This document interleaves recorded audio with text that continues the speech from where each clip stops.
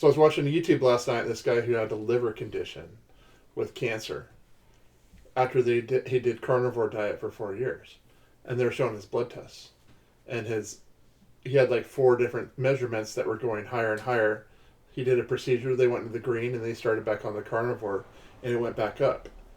And so then he found this doctor who said that carnivore works great because when you eliminate bread, for example, the glucose is feeding the organisms that the rest of the bread is putting into your gut. Oh. And so the problem isn't the glucose, it's the organisms. And so when you go carnivore, all those organisms die because you're no longer creating them, but then your liver has to do the work of converting the protein into glucose. And then you're eating a bunch of fat for energy. And there's a byproduct of the conversion that created the toxicity in its liver and other inflammation and slows your weight loss. So after like so many months of this, some people will hit the wall. And to get past the wall, you add honey to your diet, for example. And then you're getting straight glucose. And you no longer have the organisms in your stomach. Mm-hmm.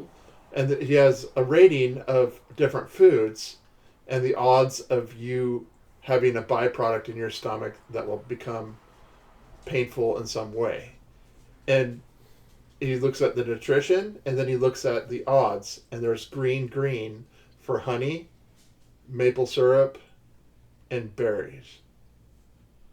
So I added honey to my diet today because I'm only adding one thing at a time. Mm-hmm. And so because yesterday I was totally dead after I worked on the yard all day long. Oh, I'm sure. And I haven't been sleeping very well. And my arthritis started coming back along with the gout after it being completely gone. Mm-hmm. So I'm 65 pounds down now. Good. And my goal is, another 135 pounds. Well, good for you. So this is the first video. And thank you for being audience. No problem. Miss JJ. Thank you very much for sharing that information with me. Could you pause it?